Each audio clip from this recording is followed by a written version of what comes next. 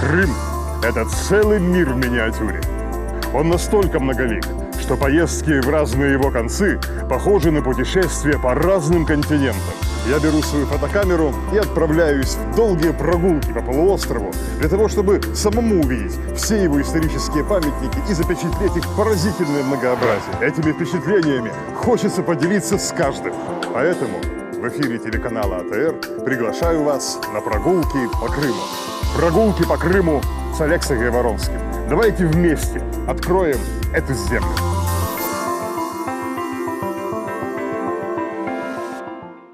Крым очень многолик, и каждый его уголок обладает неповторимым своеобразием. Это в полной мере относится и к юго-восточному берегу полуострова, что протянулся от Алушты до Судака и далее, до самой Феодосии.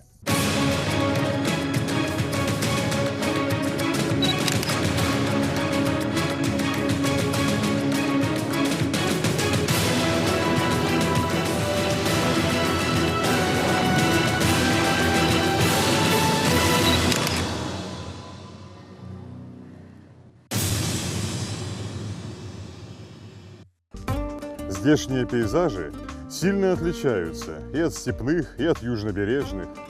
Дороги то петляют высоко над морем по засушливым склонам, то спускаются к самой воде, пересекая тенистые ущелья.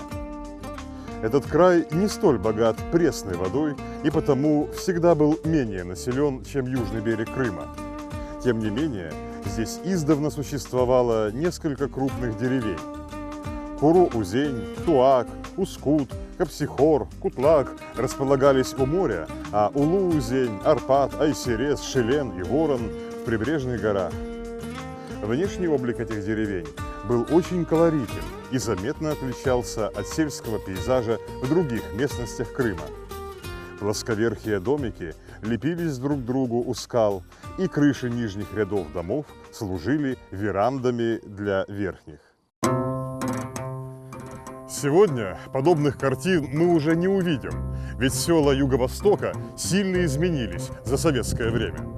Тем не менее, в их окрестностях все еще сохраняется несколько интересных памятников старины, и во время сегодняшней прогулки мы познакомимся с некоторыми из них. На полпути от Ускута до Капсихора с дороги виднеется силуэт башни, что одиноко стоит над морем. Селений возле нее нет, и на протяжении последних нескольких столетий единственными гостями здешних развалин были лишь случайно забредавшие сюда пастухи. Отсюда и произошло крымско-татарское название этих руин – Чобан-Куле или Пастушья башня. В наши времена этот берег облюбован дикими туристами, которые изуродовали древние стены своими пометками. Но когда курортное нашествие заканчивается, башня вновь погружается в одиночество, господствуя над безлюдными берегами. Впрочем, если пройтись у подножия скалы, на которой расположена крепость, можно обнаружить следы древней жизни на этом месте.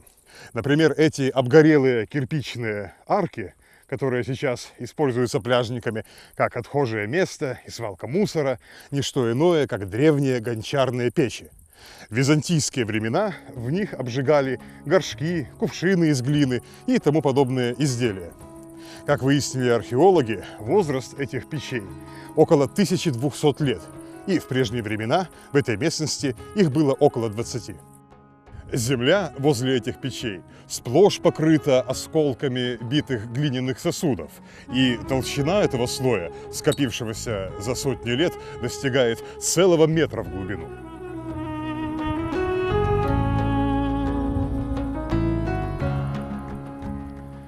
При подъеме вверх по крутой тропе к башне Чобан-Куле среди травы и деревьев можно заметить фундаменты крепостных стен и двух малых башен.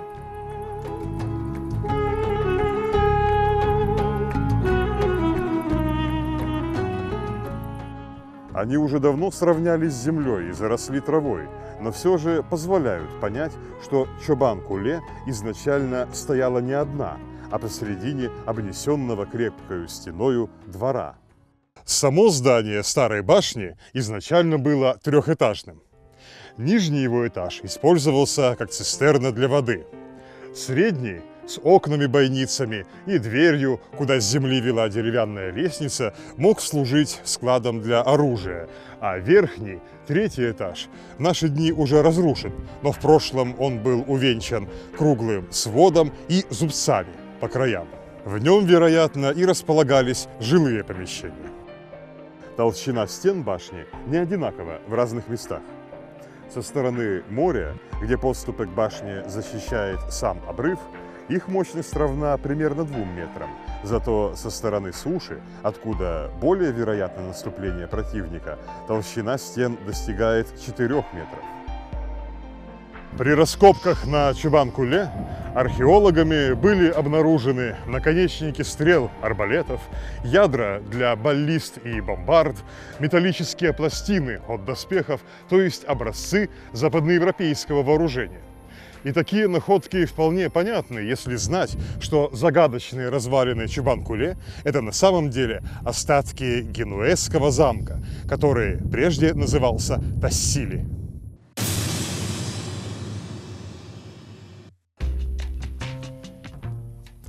Земли юго-восточного Крыма, по которым мы сегодня путешествуем, 5-6 столетий назад принадлежали итальянской торговой республике Генуя.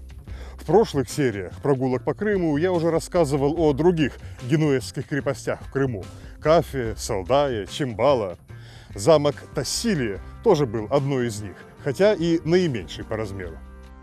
Согласно договору между Генуей и Золотой Ордой, итальянцам принадлежал весь берег между нынешними Алуштой и Феодосией, в том числе 18 деревень возле Судака. Этот договор в 1381 году утвердил хан Тохтамыш, благодарный генуэзцам за их помощь в борьбе против своего грозного соперника, эмира Мамая. Хозяевами и строителями замка Тассили были сыновья знатного генуэзца Антонио ди Гуаско, 3 брата – Андреоло, Теодоро и Деметрио. За работу по возведению этой крепости они принялись приблизительно в 1460-х годах. Представители знатного рода ди Гуаско имели обширные связи и большое влияние в самой Генуе, а переселившись оттуда в Крым, завязали здесь еще одно очень полезное знакомство с крымским ханом Менгли-Гираем. Как известно, Менгли-Гирай очень благосклонно относился к генуэзцам. Братья Гуаско лично встречались с крымским правителем и, видимо, приглянулись ему, потому что после этой встречи Менгли-Гирай выдал им ярлык на полновластное управление всею округой Ускута. Пользуясь этой привилегией, братья превратили свое имение почти что в отдельное маленькое государство с собственными налогами, судом и таможенными постами. В знак своей верховной судебной власти они, по обычаям Средневековья, даже поставили в Ускуте виселицы, хотя сведений, что эти грозные сооружения когда-либо использовались по назначению, и не существует. По воскресеньям Андреоло ди Гуаско усаживался у ворот греческой церкви Ускута, выслушивал жалобы селян и выносил приговоры. Штрафы, которые взимались с виновных, шли на строительство замка Тассили. Ни в Ускуте, ни возле Чобан-Куле не сохранилось ни церквей, ни мечетей того времени. Однако в других селах юго-восточного берега Крыма все же уцелело несколько старых памятников обеих конфессий. Например, в селе Коз, позже переименованном в Солнечную долину, располагается невысокое здание под черепичной крышей. Это храм пророка Илии, построенный в IX или в X столетиях, и, вероятно, лишь храм Иоанна Предтечи в Керчи может превосходить его давностью своей постройки.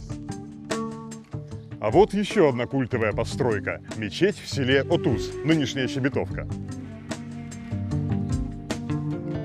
Само здание этой мечети выстроено в начале 20 века, но возле ее входа к ограде прислонен гораздо более старый памятник, найденный в строительных завалах и перенесенный сюда. Это плита золотоордынского времени с арабской надписью, которая переводится так: Сей благословенный колодец построил в дни владычества великого султана, столпа мира и религии, хана. Само имя хана по каким-то причинам было сбито с плиты, но год постройки указывает направление Бердибека. Так вот, хана, да будет вечно царство его, по повелению великого эмира Кутлук-Тимур-бека, да будет долга жизнь его. Надпись завершается именем строителя – покорный и бедный раб Идрис, сын Хаджи Яхьи, 760, то есть 1358 год. Итак, этой плитою когда-то был украшен давно исчезнувший колодец или фонтан в Атузе. Особенно ценно, что в ней упомянут Кутлук-Темир, золотоордынский наместник, который правил Крымом от имени верховного хана Бердибека. Надо сказать, что это не единственная постройка, возведенная в Крыму по приказу Кутлук-Тимура. В 15 километрах от Симферополя, у села Шейх-Кой, стоят развалины старой мечети.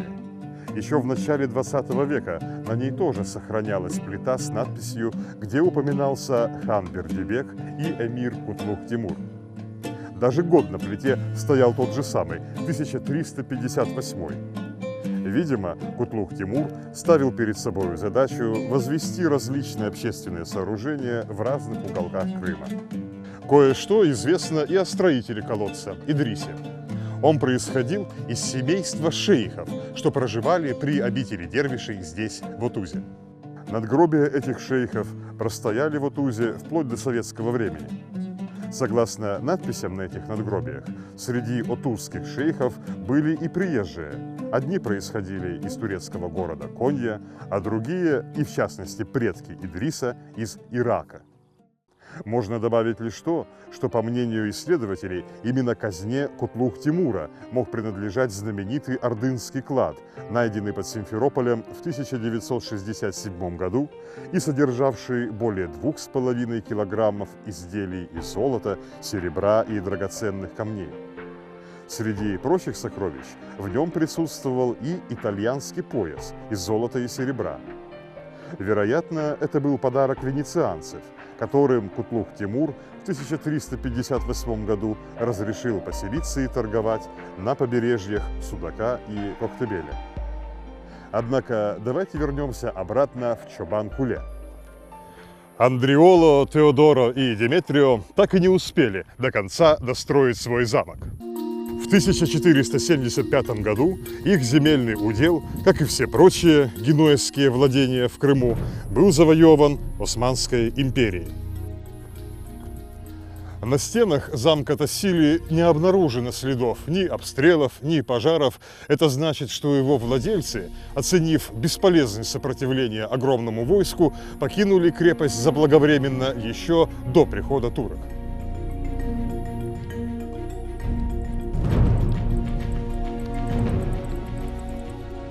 Один из трех братьев, Андриоло ди Гуаско, позже объявился в Польше. Оттуда он писал письма Менгли-Гераю, делясь с ним своей мечтой о возвращении в Крым. Хан не возражал против этого, ведь зависимые генуэзцы были для него гораздо более приятными соседями, нежели могучие османы, которые заставили признать свое верховенство самого хана. Потому Менгли-Герай и намекнул в письме к Андриоло ди Гуаско, что не станет вмешиваться, если итальянцы сами попытаются отвоевать у турок свои бывшие земли в Крыму. Воодушевленный Андриоло стал собирать по всей Европе военный союз для большого похода на Черное море. Но никто из европейских правителей не пожелал ввязываться в тяжелую войну с османами, и хозяева замка Тассили так никогда больше и не вернулись в свои прежние владения. Башня Чобан-Куле, бывший замок Тассили, это памятник, который раскрывает в своей истории весьма неожиданные повороты во взаимоотношениях народов Крыма. Даже несмотря на свои разрушения и на дикарские размалевки на стенах, ему по-прежнему удается сохранять свой величавый вид в одном из живописнейших уголков юго-восточного Крыма.